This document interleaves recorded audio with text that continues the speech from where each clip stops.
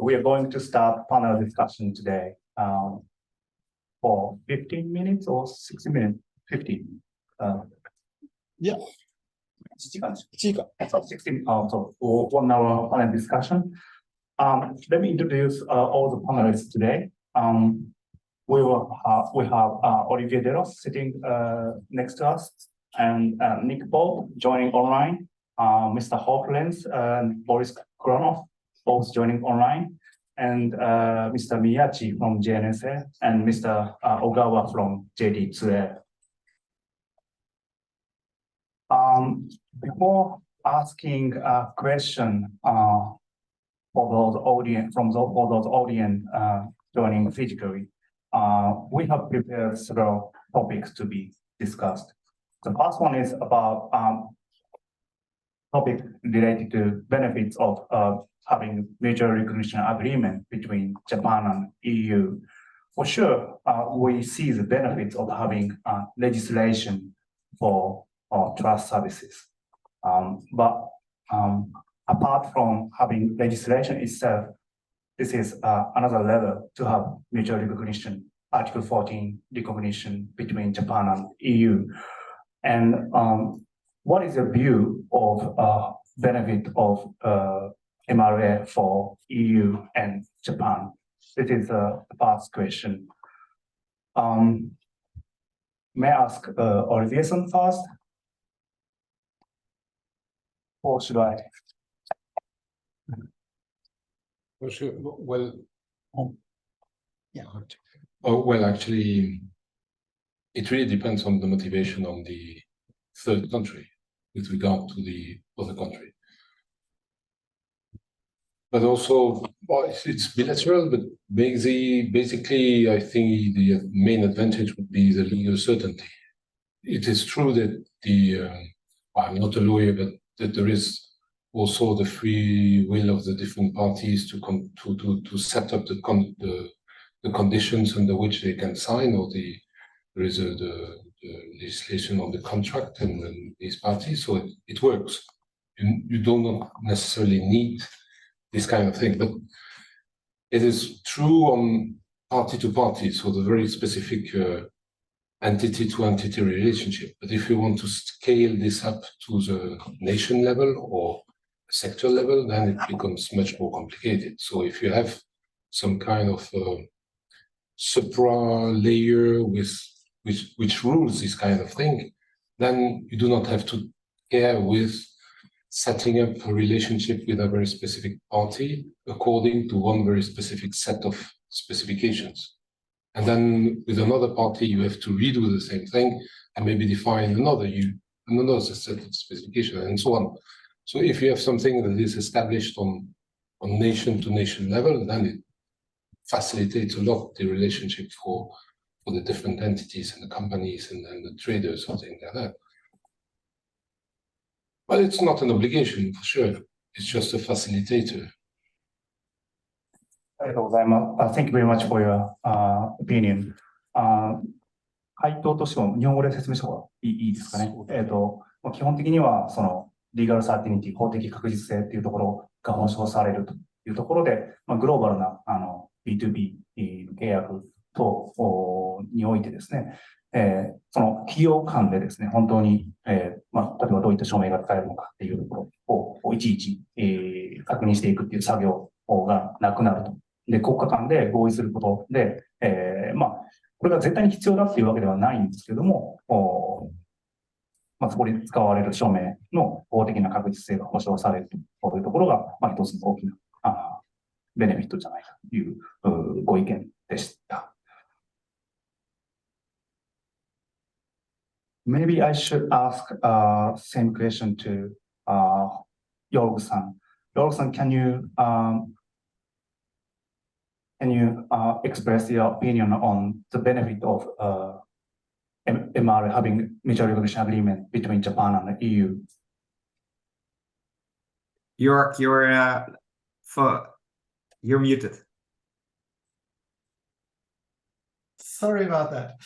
So probably you can hear me now, but it's from my perspective all based on the use cases. So the key aspect is on the public sector, but also on the private sector level. What are the use cases triggering such a recognition? And when we look into other mutual recognition agreements that are currently under discussion, I can imagine that with regards to trade agreements, with regards to any sorts of, on the private sector, it's typically the business aspect of collaborating in depth.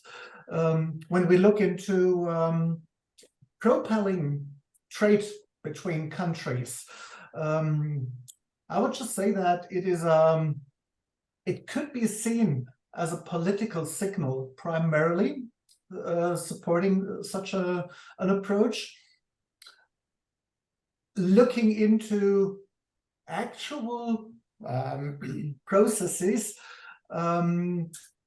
when we look into, for example, collaboration with Canada, that is currently under consideration, with New Zealand and Australia that I'm aware of, it boils down into trade agreements, into aspects of, it is typically a business accelerator. And so it's not just a technical thing, it is a commercial thing. Maybe I'm not specific enough, but I think you have the general understanding that it's not just a technical approach. Thank you very much. Let me translate into Japanese. そうですね。MRA、ミューチャル、相互承認ですね。相互承認を持つことっていうところ自体が、その政治的なメッセージを持つことになります。特に、今、話に出たのが、ニュージーランド、オーストリア、カナダと、そういうディスカッションがあるっていうところがあったんですけども、トレードアグリーメントと同様にこういうことを進めていくことで、その国家間のそのビジネスのコラボレーションの取り組みを加速させるようなことが期待できるんじゃないかということをおっしゃっていました。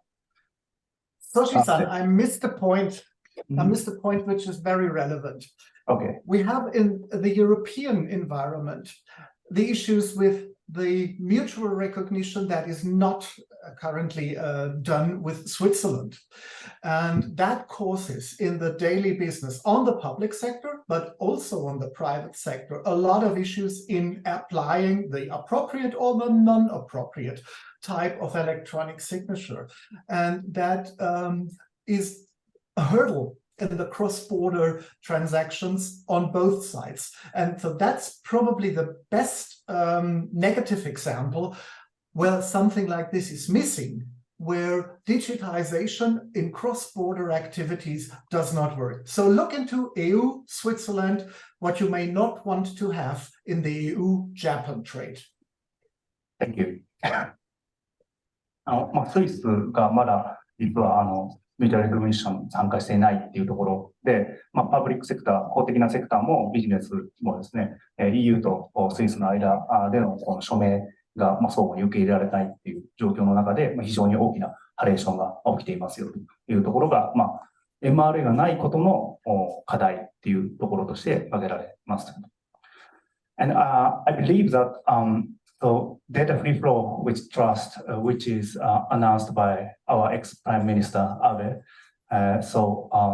data will be exchanged globally, and Mr. Boris Goranov have mentioned about his view on data provenance, which is a future trend.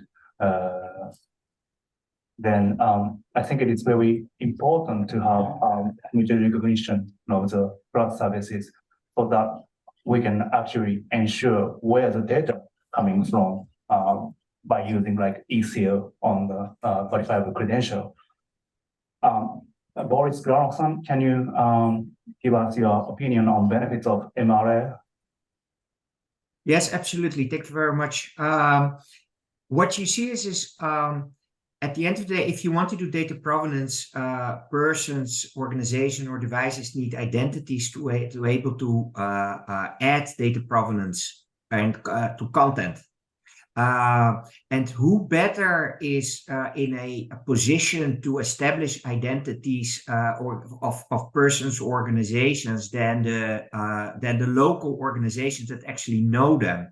So basically, you could turn it around and say that, for instance, the Japanese government, if they facilitate good identities and devices, they are basically actually enabling Japanese persons and businesses to interact globally due to the recognition. Because if you have not arranged that and you have not arranged the mutual recognition, that means that the burden of identifying and then adding the provenance to data is then transferred to the other countries. And that means that it's actually then at that point a barrier to trade.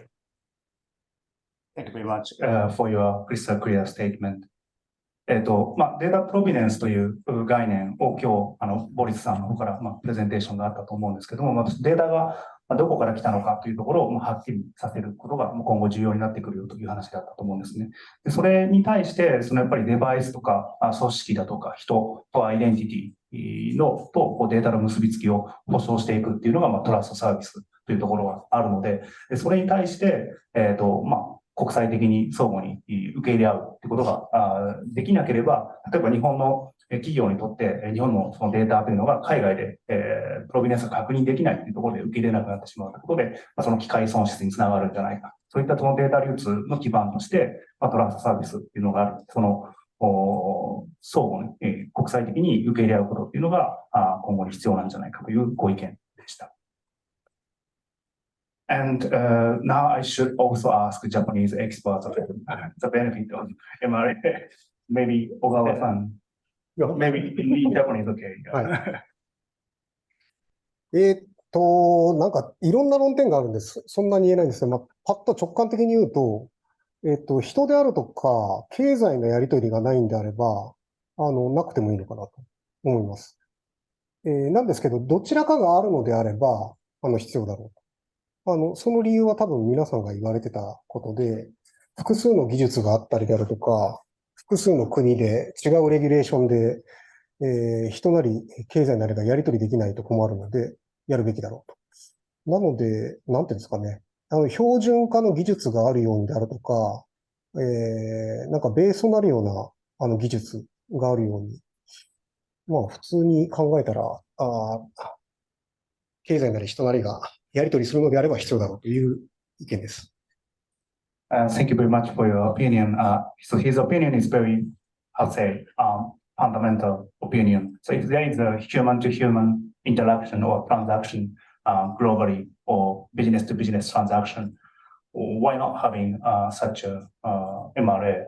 Without we will have problem without having such a framework if there is a human-to-human or business-to-business relationship, global relationships. Next, may I ask Miyachi-san, or you want to skip? Maybe we have a lot of topic to be discussed, so it's okay. It's up to you. Okay, so you his statement.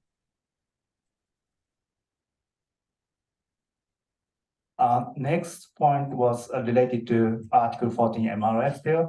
So the issue is in Japan, we do not have legal effect on issue and timestamp yet. Without having legal value backed by the law, is it still possible to have mutual recognition agreement according to eIDAS Article 14? I think this is a question to Olivier-san, because you're the expert.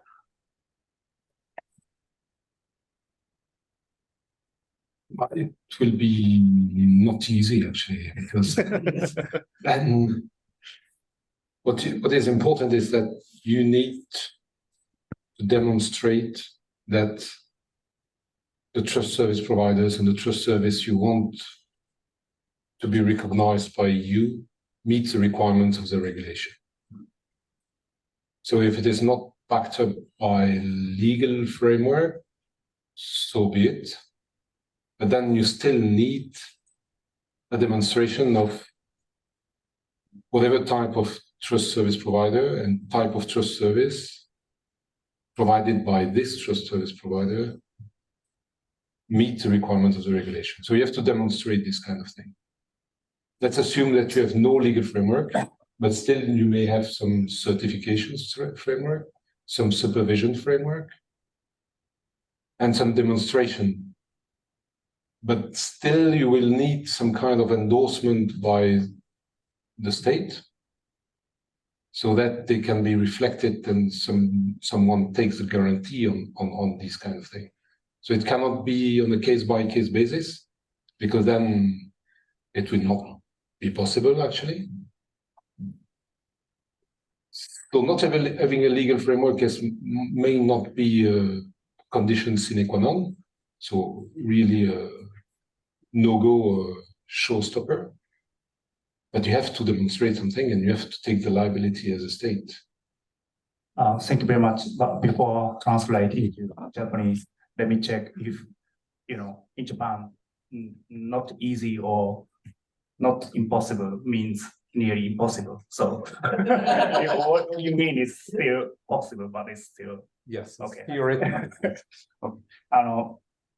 回答としては簡単じゃないよっていうところでした。簡単じゃないっていうのは日本だと難しいとすぐできないっていう意味になってしまうんですけど、できないとは言っていなくて、日本にその法的な要求事項とか法的な効力がなかったとしても、そういったものがその MRA で、欧州と同等とみなされるためには、そういったものをすべからくですね、欧州の要求事項と同等であることっていうのをなんとかデモンストレーションしてもらう必要がある。で、法律上のその要求事項だとか法的効力がないとなると、そういったなんですかね、欧州と同等の要件で運用されているということがなかなか見ることが難しいんじゃないかっていうところです。なんで、デモンストレーションさえできれば問題はないというところです。まずさ、関連する質問、Q&A にもあります。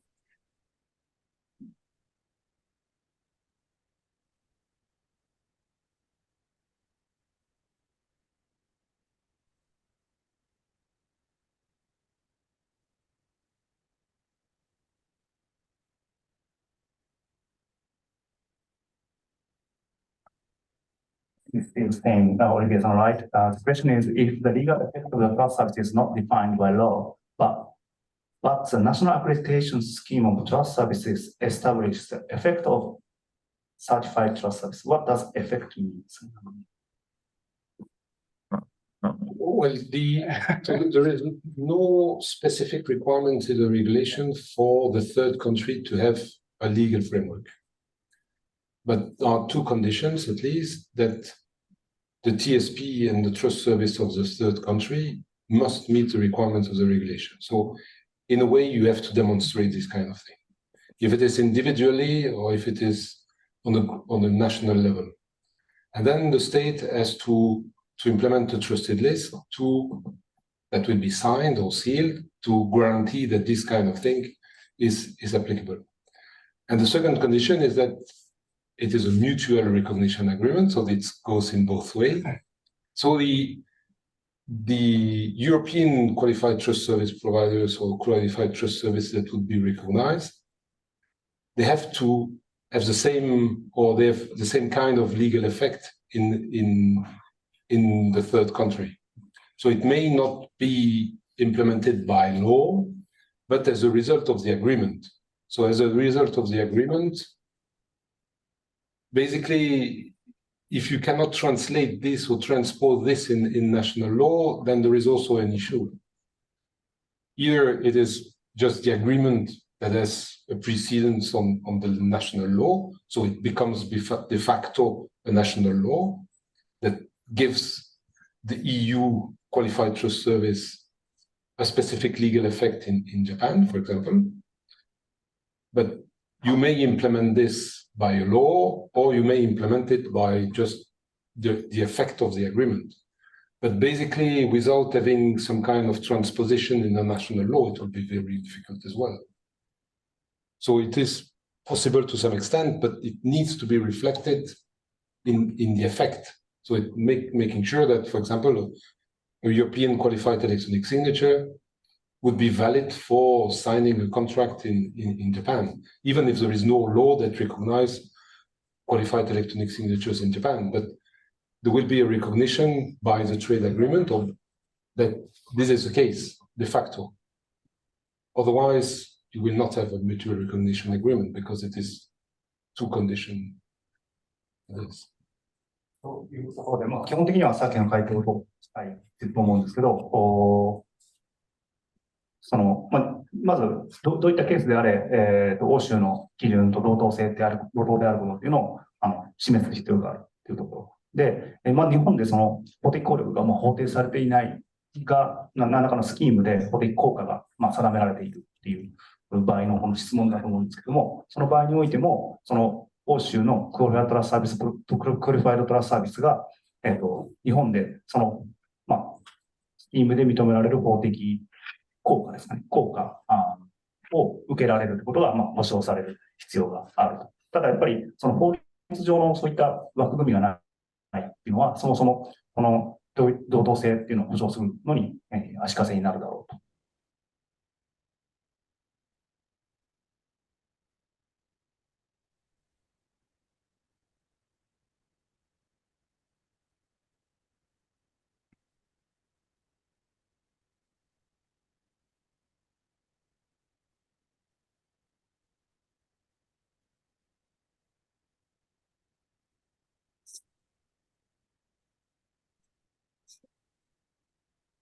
Sushi, I can't hear you.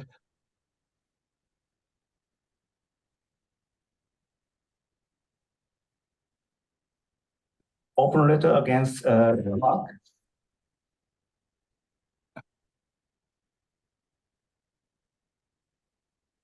Exciting. You are muted. Or Yeah, no, I only heard the last part of what you said, but I'm presume that yeah, you're referring to a letter from Mozilla. Yes.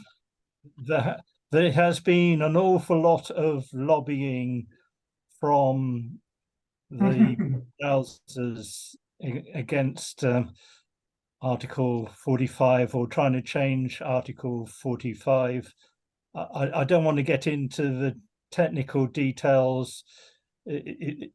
I think that the basic principle is that we are aiming to authenticate the person behind the website, and we will continue working with the browsers to ensure that the person behind the websites can be authenticated to the levels of assurance expected throughout the regulations. So I know that they have difficulty, and I understand the concern expressed by another letter that ETSI may be working with the nations to spy on communications, which is totally untrue. That's not. We are not there to spy on it. Our objective is to authenticate the subject behind the website and to a high level of assurance, and we will continue to work with browsers to achieve that objective. Thank you for your statement. Let me summarize in Japanese. この、アーティクル45、新しくeIDAS 2.0 ができてですね、ブラウザベンダーはこのクワックをユーザーフレンドリーな方法で、表示しなきゃいけませんよ。クラックをリコグナイズ、認めないといけませんよ、みたいな要求事項が書かれていて、で、ポリローグという三者協議が行われて、おそらくその文章が残っていると言われています。で、このサイトでもですね、そのポリローグの結果のリークっていうんですか、最新の文明案、eIDAS の 2.0 の最新の文明案のリークがあるよと。で、そのリークでは残ってるから、まだ、こんなにやばいんだぜということをこのウェブサイトで公開しているんですね。で、もともとそのクワックの趣旨としては、ウェブサイトの管理主体が誰なのか、そのアイデンティティをきちっと保証したいというのがありました。で、それが、そのワーク、結局ウェブサイト証明書の存在理由で、彼らの、作った理由ですと。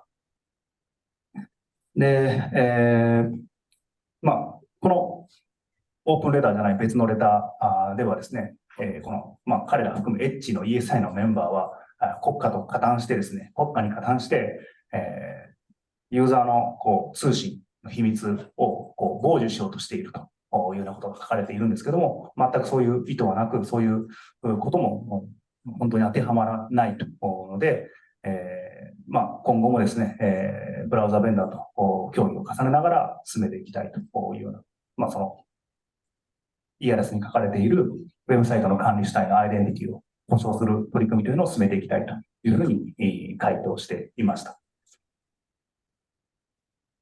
So, Nick-san, thank you for your answer. Before going to the next question, maybe it's good timing to ask the audience attending physically at the venue about if they have question or any topic to be discussed by panel.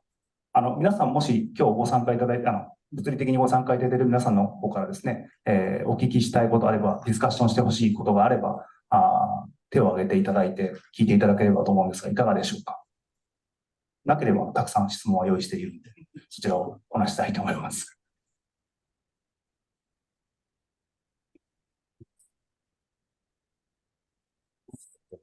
この機会にぜひ柴田。大丈夫です。So then, let's move to the next question.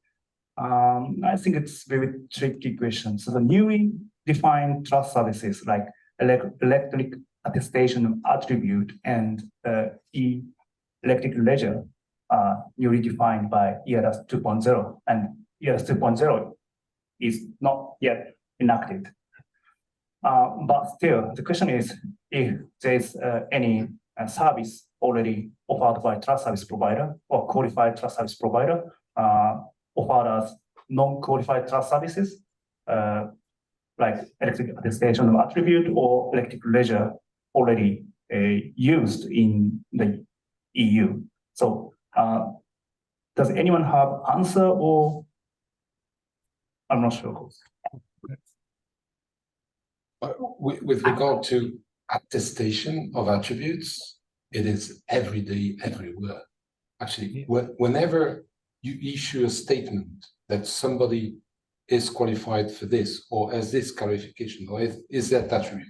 So any certificate which is issued, certificate, not digital certificate, but attestation that your certification of birth, of nationality, of whatever type of thing, that you have a membership card or with you for something. If you do it electronically for a service that is normally for remuneration, even if it is free of charge, automatically, when you will do it in an electronic word, you will become TSP.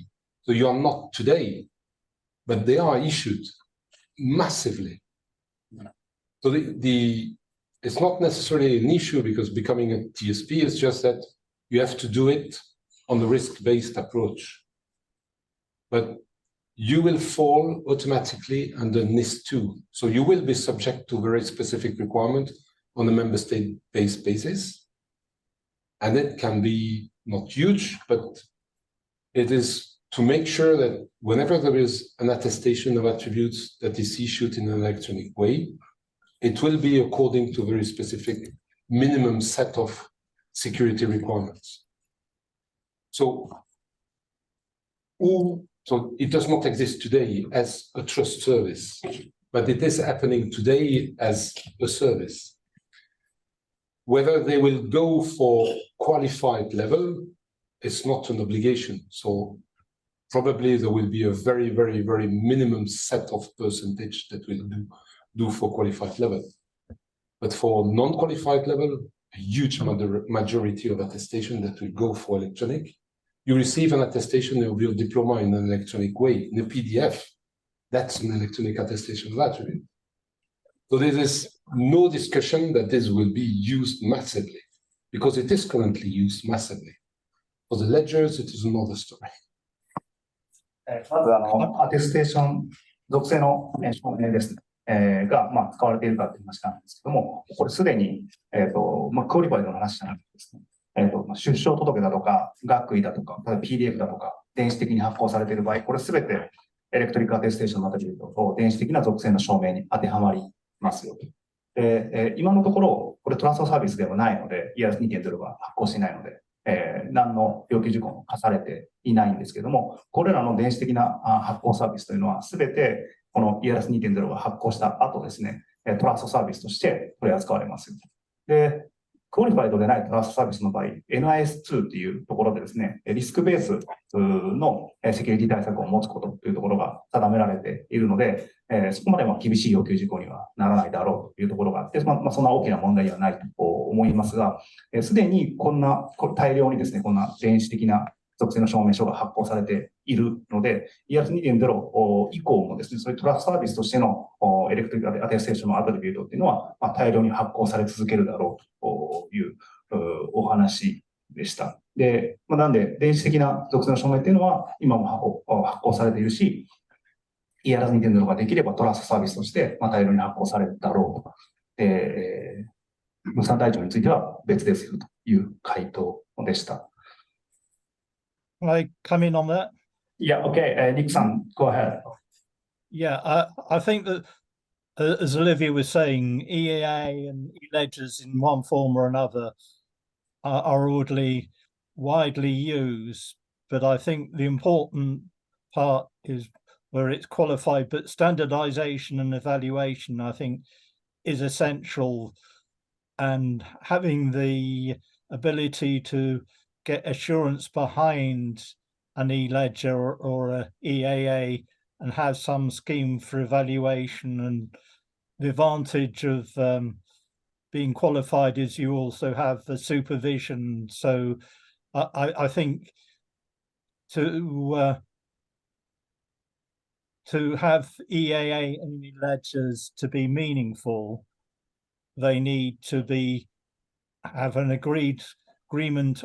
And I think the NIS2 evaluation helps, but I think we need to link it to identities and have the assurance of the person behind the e-ledger or the EAA, not necessarily directly, but have accountability. So I think the standardization and evaluation, and if possible, the supervision to be qualified. But I put, from my perspective, standardization and evaluation.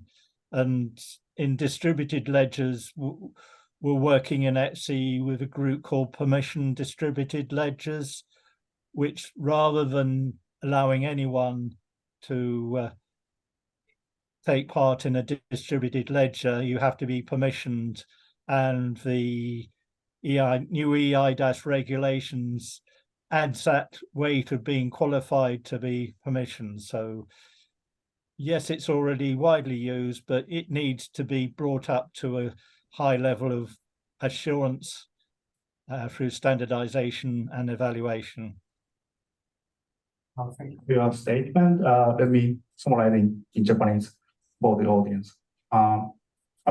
EAA やこの分散台帳がすでにもう大量に使われている背景があるとしても、このエッジの専門家としては、そういったものに対してきちっと標準化であったりだとか、評価の枠組みが整備されて、可能であれば、スーパービジョン、いわゆるクオリファイドを指しているんですけども、適格トラストサービスとして、監督機関の監督下に置かれることで、そういったサービスが高いアシュアランスレベル、その EAA であったり、分散台帳とアイデンティティの紐づきがきちっと保証されたレベル、高い保証レベルでそういったサービスが使われていくことに、非常に、意義があるというか、意義があるというふうに考えていますので、エッジでもですね、その分散台帳であったり、規格化、標準化をしているので、標準化、評価、スーパービジョンの枠組みによるそういったサービス、今広く使われているサービスの保証レベルを高めていくということをやっていきたいというお話でした。As a panelist want to have a statement on this, or should I go to the next one? Or maybe I clarify what, for instance, in the Netherlands is happening a lot is that you have a chamber of commerce or the land registry that are currently using e-seals to basically do attestation of attributes. So basically the identity is then established by a qualified trust service provider, but the actual processes of the attestation of attribute providers are not standardized yet. So I really concur with what Nick's saying is that it would be really good to put them on the to improve that process. But it's already in place, but not standardized enough and not supervised enough to have. Thank you very much. There is Yeah. one of the implementing act that will impose mandatory specification for qualified electronic attributes. So it's not a voluntary implementation of standards giving presumption of compliance. Providers of qualified electronic attestation of attributes will have to mandatorily implement the standards that will be established in the implementing act.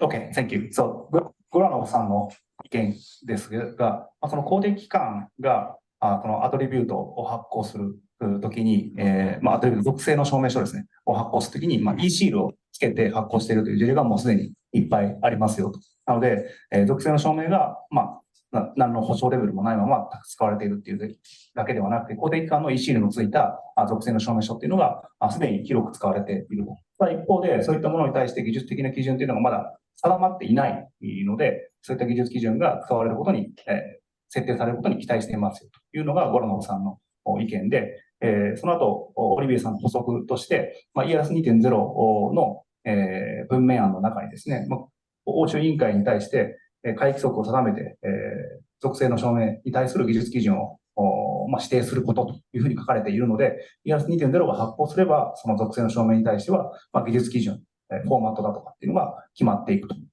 いうところがもうすでに決定されていますよという補足説明でした。質問いいYes. 違う話題にしてもいいですか？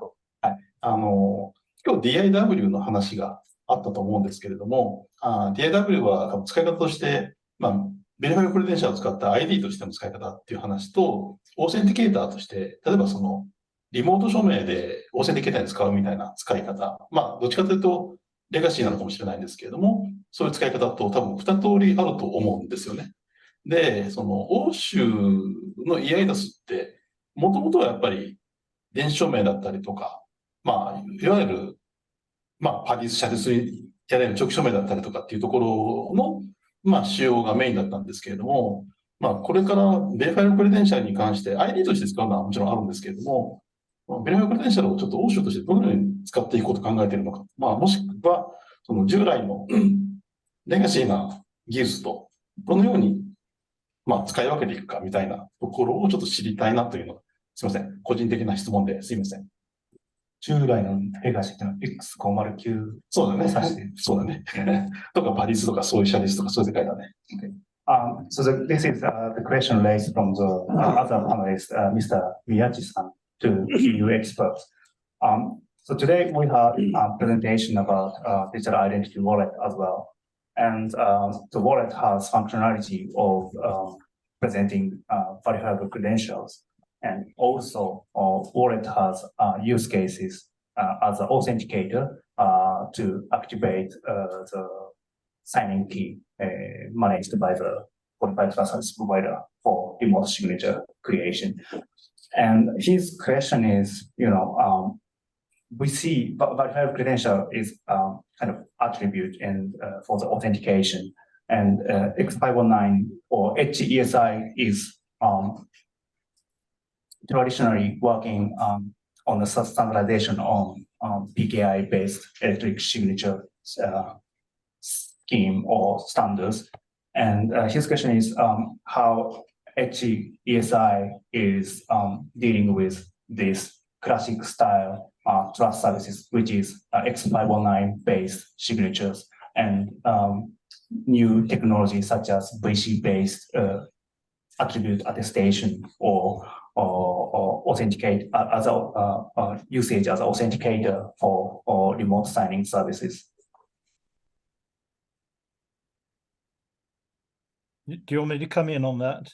Yeah, I think I covered it in my presentation that EAA will be an important part and perhaps the center of what we're working on in standardization, but that will build on what we already have in service standards supporting signing either as a remote or just using certificates. So as far as signing is concerned, we've already got the standards there. We're interfacing that to the wallet and defining standards for that interface. And also EAA is very much an important part of our standardization plan over the next couple of years. Maybe I can. Please. Sorry, let me clarify one thing. So the EAA is important part of standardization activity of ETSI, but the format not part of, not scope of, like the VC or format of VC is not part of standardization activity of HE. They are focusing on more policy and security requirements of issuing verifiable credential. Is that true? No, sorry. There are two standards we are working on. One is the policy and security requirements, which fits in the trust service framework. But we have talked to the Commission and they're keen for us to profile the existing standards. So we are not going to be inventing new standards, but we've got people involved with a 23220 series of standards for mobile identities. We've got links to OpenID and other groups, and what we want to ensure that there is a profile for the implementing of EAA and the interfacing to the wallet. And the other side of that is also we're working on how to present the EAA to the relying party and authenticate the two parties as part of a relying party interface. Thank you very much for the clarification. I think it's very clear now. そうですね、EA の話と、VC の話と、ウォレットをオーセンティケーターとして使って、リモート署名を行うっていう話があって、それに対してエッジがどういうふうに取り組んでいるかっていう説明なんですけども、まず EA の話からいきますと、EA に関しては、VC を発行するサービスプロバイダーのセキュリティとポリシー要件というのを規格化している、標準化しているっていう作業がある一方で、VC そのもののプロファイルも標準化活動をしていますよと。ただし、これは新しい発明を行う、ちょっと日本語なんですけど、ニューリーインベント、新しい発明、そういう言い回しがあるんで、その言い回しの日本語訳とかうまく浮かばないですけど、車輪の再発明みたいなことをするんではなくて、すでにISO だとか標準化活動が先行して行われていて、いる場合はそういったものをこう整理するような形でまとめていくような作業をしているという、2つのアクティビティが属性の証明と VC に関連してはあると。で、署名をやっていくX509 とそのオーセンティケーターとして使うID ウォレットの関係性としては、今、エッジでやって ESI のところで担当しているのは、クワックじゃないです。EU デジタルアイデンティティウォレットをオーセンティケーターとして使うときのインターフェースですね、を規定しようとしてますよと。なので、そのインターフェースの規格化をしているグループというのがあるというのが回答でした。大丈夫でしょうか？ Yes, thank you very much. Thank you, Nick-san. And Boris-san, do you want to add something? Yes. So basically what happens is that we have let's say older protocols like X509, and you have newer protocols with verifiable credentials, but they basically end up doing the same thing, and so depending on the protocol that you need to use and the requirements on that, you can use different protocols, and then how you combine attributes and identities, that's the key question what you want to achieve. And so what is important to understand is that there is a difference between direct and indirect, in the sense that, let's say I have a university diploma, and that university diploma says I'm Boris. So now the diploma itself doesn't say anything. I still need to prove that I'm Boris. And in the analog case, I do that by having an identity document like a passport. So from an online perspective, you can do the same thing. So I can have an attestation that says somebody named Boris has a diploma, and then I need to prove that I'm Boris. That's one way of doing it. The other way of doing it is that I get an attribute assigned to me so that I can prove I am the owner of the diploma, and maybe either yes or no that I'm actually Boris. So you have the indirect way where I'm proving my identity, plus I have additional attributes that are tied into my identity, or I have a direct way where I get my identity and attributes together. And that's basically just the requirements on what you're trying to achieve will depend on which protocol you need to use to achieve what you want. Thank you. Let me translate. その X509 のその古いプロトコルと VC の新しいプロトコルがあるというところなんですけども、結局は同じことをしようとしていますよと。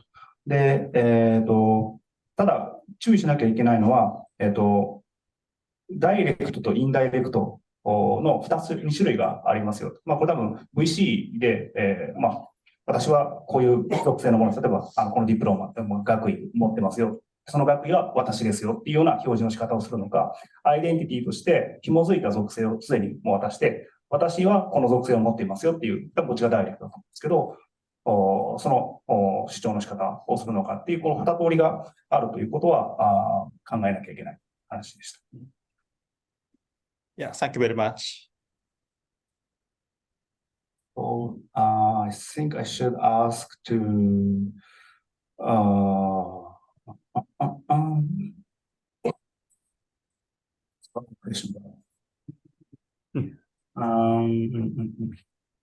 So I think this is related to a presentation made by Joerg. You mentioned that the electric signature become to commodity and the price is going down, and it could be a problem for qualified trust service provider. But do you see any successful cases for qualified trust service provider or any successful qualified electronic signature services in EU? Yeah, well, there is massive adoption, for example, when it comes to consumer loan origination, when we are seeing this for employment contracts, primarily temporary employment contracts.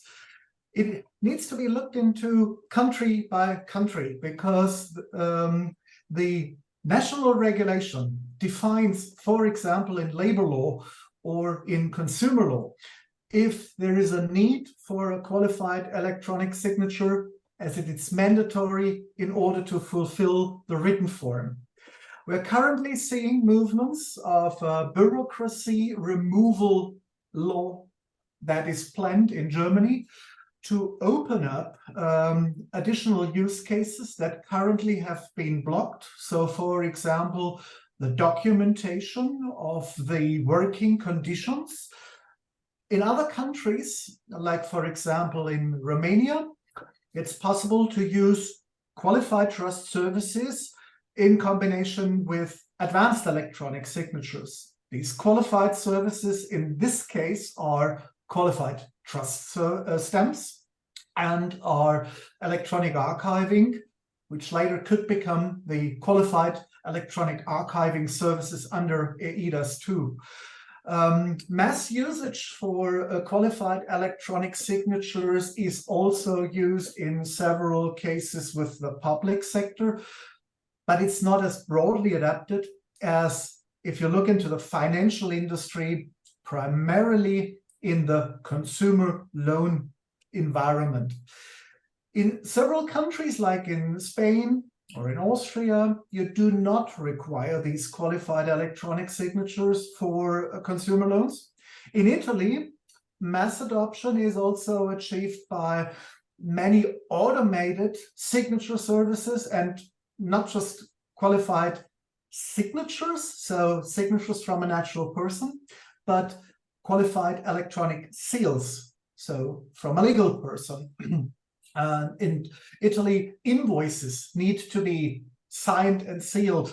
So the electronic invoicing is another trigger for adoption.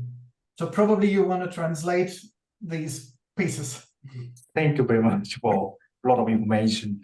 So where is my memo? 基本的に、その法的な要求事項のある領域、例えば、ちょっと僕の字が汚すぎて今読んでも大変なんですけど、消費者ローン、ね、コンシューマーローンとか、雇用契約だとか、そういったものに対して、適格電子署名をしなければいけないと定めている国がある。そういった国では、そういった QES、クオリファイド電子署名のサービスが非常に多く使われているという。なんで、彼のプレゼンにもあったんですけど、フランス、イタリア、スペインが多いと。でそれは、法律上、適格電子署名を要求しているサービスがたくさんあるから。法律と適格電子署名を要求している事項がたくさんあるから、サービスプロバイダーもたくさんあるよっていう説明、でした。で、ちょっと国名までは全部は覚えられなかったんですけど、さっきの金融機関における消費者ローンであったりだとか、イタリアの場合特筆すべきものとして、電子インボイスに、これは署名じゃないですけど、E シール、クオリファイド E シールをつける。で、しかも自動でつけていくというようなことをやっているので、トランザクションの数としては非常に多いですよという話でした。Thank you very much for your answer, and I think we are only 7 minutes left for our panel discussion, and we don't get question from the audience. And どなたかご質問ございますか？何か最後に聞いておきたいことを。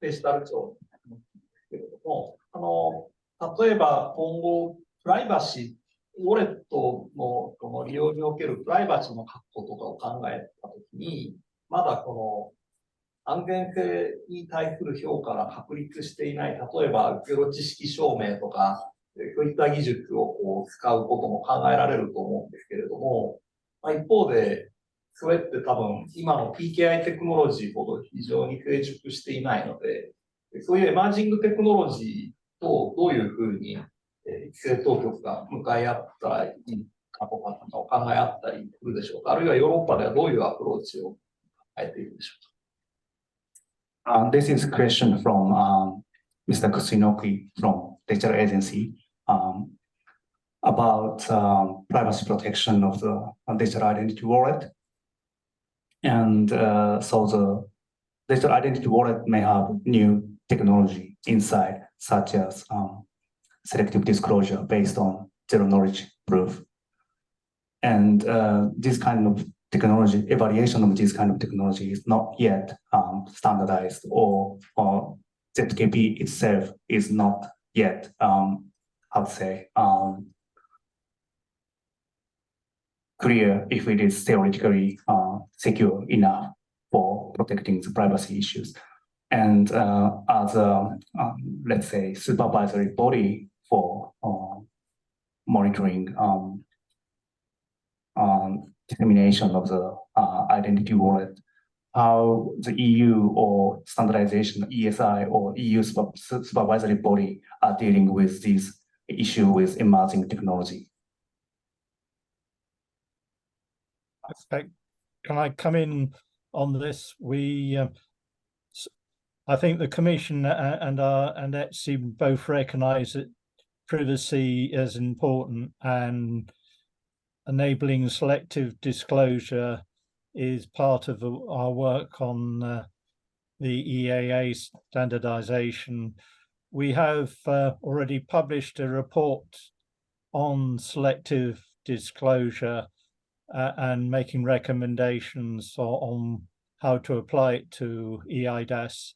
And if you do a search on ETSI search engine I listed before on with a keyword selective disclosure, or the technical report is TR119476.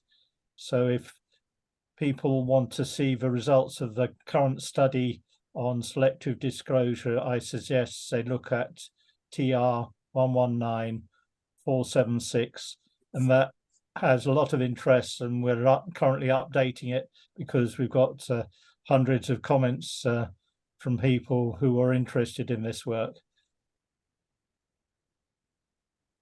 Thank you very much, Nick さん。そのウォレットと選択的開示、セレクティブディスクロージャーに関わるそのプライバシーの問題っていうのは、エッジの ESI グループも EU コミッション、欧州委員会もですね、両方が懸念として共有していますと。で、最近、違いますね。なので、EA の標準化の一部に、その選択的開示に関して取り組むことっていうのも含まれていますよと。で、かつ、今ちょっと画面表示できてないな。私共有で。今ちょっと僕のブラウザの画面を表示していると思うんですけども、エッジの新しいこのレポートが8月に公開されているんですけども、エッジの中で、分析したセレクティブディスクロージャーとゼロ知識証明について分析したレポートというのを公開していますので、もし興味があればこちらの方読んでいただければと思います。So also this is a standard on a very specific technology or aspect. But actually, for the wallet, it starts from the regulation requirements. So the regulation requirements impose that it is user-centric, user control. So there is also the GDPR that applies anyway in all cases. So the wallet specification that are defined by the toolbox by the member state actually on this for the ARF, and then it will be translated in the implementing act. And if possible, we'll rely on specific standards, but it starts from this exercise. It will have to be by design data protection enabled. So there is a requirement by the GDPR. It will be reflected in the way the architecture is provided in terms of user centricity and these kind of things. So it starts from the very beginning. Whether or not zero knowledge proof will be used, it's a technical implementation that will be. So there is no requirement as such in the regulation, but it has to happen. Or to verify that it is happening, so there is an obligation for the wallet to be certified, but certified for the whole specific types of functionalities and specification and the architectural framework. With regard to the GDPR,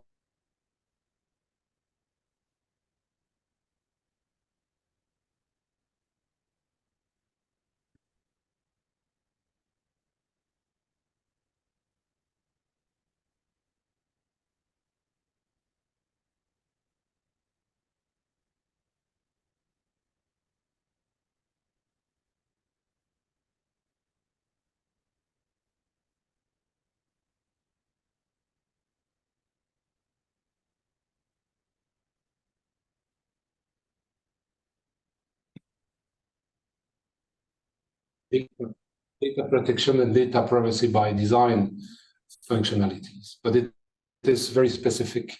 So the wallet, before being a wallet, it has to be certified and then lightweight notified to the commission so that it can be part of the list. But these aspects will be more on the functional level rather than on a very specific technology coming out of the blue. It will be part of the specification of the wallet. So it's. Thank you very much. 先ほどニックから説明のあったこの選択的開示だとか、ES エッジにおけるその標準化の活動というのはあくまで標準の話をしているのであって、その ES 2.0 には法的な要件が書かれていてですね、デジタルアイデンティティウォレットはユーザーセントリックでなければならない。ユーザーのコントロール下でアイデンティティが管理できなきゃいけないというような、要求事項が書かれていますし、これに合わせて、一般データ保護規則ですね、GDPR の要件もデフォルトで、達成しなければならないというような、ところがあります。で、これに合った、設計というのを、ツールボックスグループと言われているところで、ARF ですね、アーキテクチャリファレンスフレームワークというドキュメントを、これ GitHub で公開されていますけれども、を作っているけれども、そこでですね、選択的開示が選択されるか、実装されるかどうかっていうところもあると思うんですが、そもそもそれ以前にですね、法律上そういった要求事項になっていますよと。で、ウォレットっていうのは、ユーザーの手に渡る前に評価を受け、認証、サーティフィケーションを受けたものが渡りますよと。で、必ずしもそのプライバシーの問題、GDPR の認証というのは実はないので、その評価の枠組みの中に含まれるものではないんですけれども、そもそも、そのサービスとして、GDPR 準拠していることを規制当局に対して示す必要があるというところがあるというところでした。ちょっとお時間的にも、もういっぱいいっぱいなんで、ラップアップさせていただきたいと思うんです。Sorry, because, we are already out of time and we need to wrap up the panel discussion.